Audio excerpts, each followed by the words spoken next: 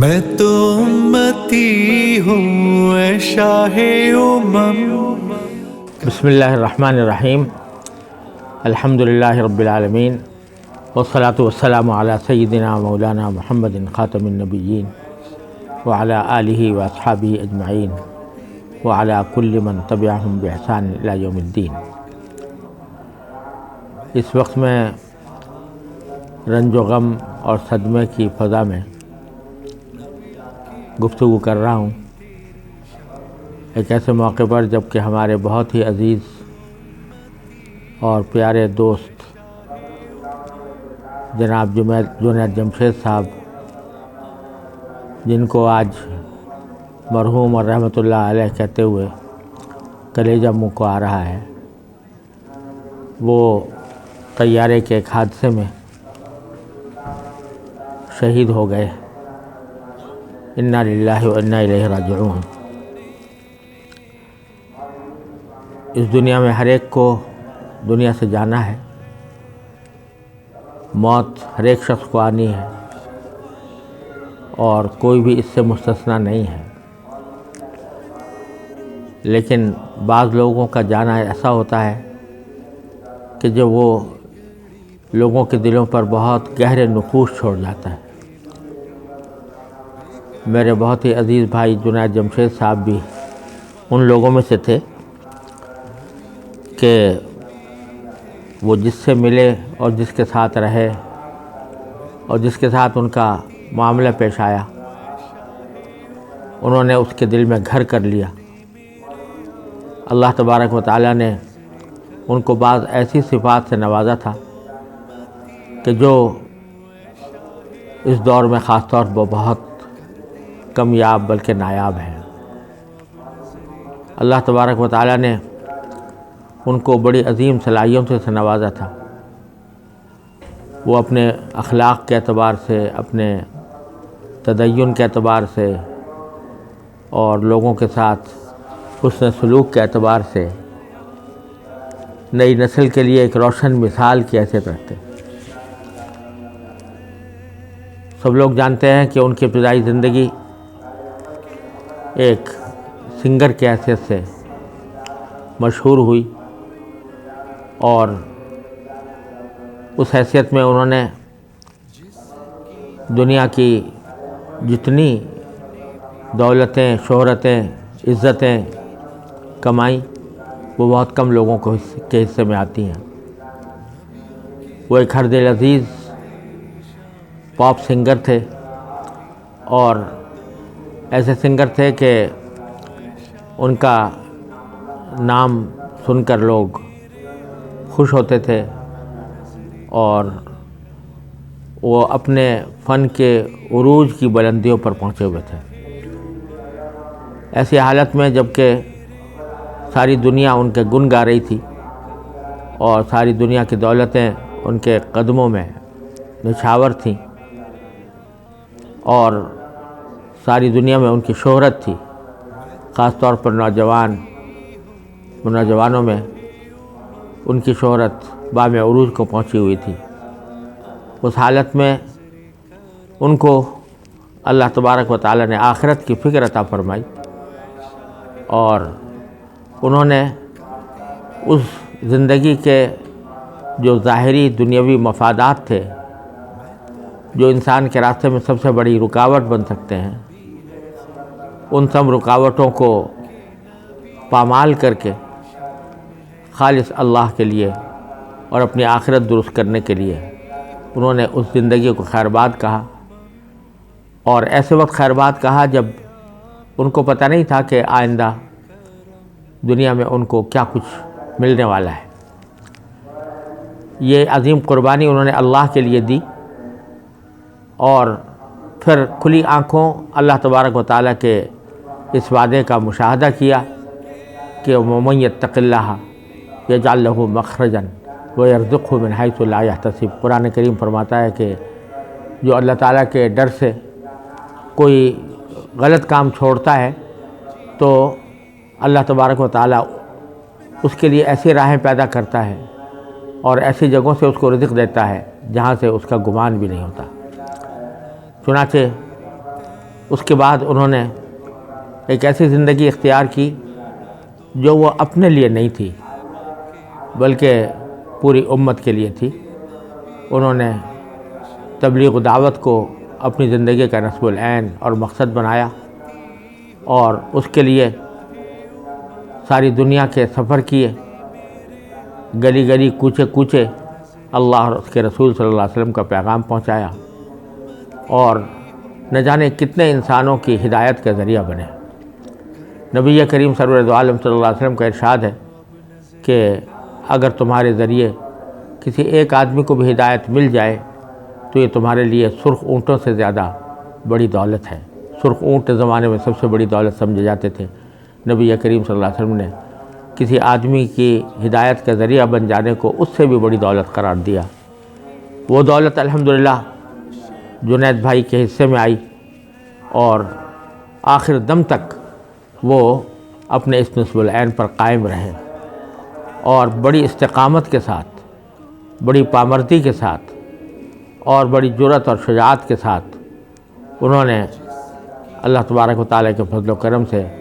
اپنی اس نئی زندگی کو ایک انتہائی خوشگوار اور بڑی مقدس اور پوری امت کے لیے نفع بخش زندگی بنا دیا۔ اس طرح انہوں نے اپنی ذاتی زندگی میں بھی تبدیلی پیدا فرمائی، اور دوسروں تک دین کا پیغام پہنچانے اور اللہ تبارک و تعالیٰ سے ان کو قریب کرنے کے لیے انہوں نے کوئی دقیقہ فروگزاشت نہیں کیا۔ اللہ تبارک و تعالیٰ نے پھر اس نئی زندگی کے اندر بھی ان کو ایسی مقبولیت عطا فرمائی کہ وہ حضور اقدس نبی کریم سرور دو عالم صلی اللہ علیہ وسلم کے ایک مداح کی حیثیت میں دنیا کے سامنے آئے، اور ان کی نعتیں، ان کی اصلاحی نظمیں زبازد عام ہو گئیں، اور گلی گلی کوچے کوچے بچے بچے کی زبان پر وہ نعتیں پہنچ گئیں کہ جو کبھی غزاوی خمول میں تھی۔ خود میری جو ایک مناجات ہے جو میں نے کبھی مسجد حرام میں کہی تھی، الہی تیری چوکھٹ پر بھکاری بن کے آیا ہوں، وہ میں نے پتہ نہیں کتنے سال پہلے کہی تھی، مگر میں جنید بھائی سے کہا کرتا تھا کہ میں نے تو اس کو خود ہی پڑھ کر اور خود ہی لکھ کر رکھ لیا تھا، لیکن آپ نے اس کو چار دانگ عالم میں پھیلا دیا، اور بچے بچے کی زبان پر وہ آ گئی۔ اسی طرح انہوں نے اکثر مجھ سے فرمائش کرتے رہتے تھے کہ کوئی اور نظم یا نعت ہو تو مجھے بتائیں، میں وہ پڑھ کر دنیا تک پہنچاؤں گا۔ اور بھی میری کئی نظمیں اور نعتیں انہوں نے پڑھی، اور ایسی پڑھی کہ لوگوں کے دلوں میں داخل ہو گئیں، لوگوں کے ذہنوں میں اور حافظے میں محفوظ ہو گئیں، اور نبی کریم سرور دو عالم صلی اللہ علیہ وسلم کے مداح کی حیثیت سے وہ ساری دنیا میں معروف و مشہور ہوئے۔ اس راہ میں جب کوئی چلتا ہے تو اس کو بہت سی آزمائشیں بھی پیش آتی ہیں، اور یہ آزمائشیں بھی در حقیقت ایک داعی حق کے سر کا تاج ہوتی ہیں۔ چنانچہ ان کو اپنی زندگی میں ایسی آزمائشیں بھی پیش آئیں کہ جس کے نتیجے میں ان کو مشکلات سے گزرنا پڑا، لیکن جب اللہ کا بندہ سیدھے راستے پر چلتا ہے، اللہ تبارک و تعالیٰ کی ذات پر بھروسہ رکھتا ہے، تو اللہ تبارک و تعالیٰ اس کو امداد و نصرت سے اور توفیق سے نوازتے ہیں۔ الحمدللہ وہ ساری آزمائشوں کے بادل بھی چھٹ گئے، اور اللہ تبارک و تعالیٰ نے ان کو سرخرو ہو کر دنیا کے سامنے پیش کیا۔ آخری سفر بھی ان کا تبلیغی کے سلسلے میں تھا، دعوتی کے سلسلے میں تھا، اور مجھے معلوم ہوا ہے کہ انہوں نے آخری جمعہ کی نماز چترال میں پڑھائی تو اس میں وہی آیات تلاوت کی تھی کہ وَلَا تَحْسَبَنَّ الَّذِينَ قُتِلُوا فِي سَبِيلِ اللَّهِ أَمْوَاتًا بَلْ أَحْيَاءٌ وَلَٰكِن لَّا تَشْعُرُونَ، کہ جو لوگ اللہ کے راستے میں شہید ہوتے ہیں ان کو مردہ نہ سمجھو، وہ اللہ تبارک و تعالیٰ کے نزدیک زندہ ہیں، اور اللہ تعالیٰ کی طرف سے ان کو رزق مل رہا ہوتا ہے، اور انہوں نے انہی آیات کو سورہ بقرہ کی انہی آیات کو تلاوت کر کے کچھ عجیب پیغام دیا، اور اللہ تبارک و تعالیٰ نے چند ہی دن کے بعد ان کو اپنے پاس بلا لیا اور شہادت کا مرتبہ عطا فرمایا۔ ایسے لوگ بہت کم ہوتے ہیں کہ جو برائی کا بدلہ اچھائی سے دیں، جو لوگوں کے طعن و تشنیع، لوگوں کی طعن و تشنیع وغیرہ سے بے نیاز ہو کر اپنے کام میں لگے رہیں اور کسی کی برائی میں حصہ نہ لیں۔ اللہ تعالیٰ نے جنید صاحب کو ایسا ہی بنایا تھا۔ ان کو لوگوں نے تکلیفیں بھی پہنچائیں، ان کے اوپر فقرے بھی کسے گئے، ان کا مذاق بھی اڑانے کی کوشش کی گئی، یہاں تک کہ لوگ ان کی جان تک کے در پے ہوئے، جسمانی اذیت بھی پہنچانے کی کوشش کی، لیکن انہیں ساری چیزوں کو بڑے صبر و تحمل سے اللہ کے لیے برداشت کیا اور امت کے اندر اتحاد پیدا کرنے کی کوششوں میں لگے رہے۔ حقیقت یہ ہے کہ ان کی زندگی ایک روشن مثال ہے اور خاص طور پر ہماری نئی نسل کے لیے قابل تقلید۔ اللہ تبارک و تعالی ہماری نئی نسل کے لوگوں کو اس روشن مثال سے فائدہ اٹھانے کی توفیق عطا فرمائے، اور اللہ تبارک و تعالی ان کی زندگی کے جو سارے روشن پہلو ہیں ان کو اپنی زندگی میں اپنانے کی توفیق عطا فرمائے۔ آج ان کی جدائی پر ہر آنکھ اشک بار ہے، ہر دل رنجیدہ ہے، اور اللہ تبارک و تعالی نے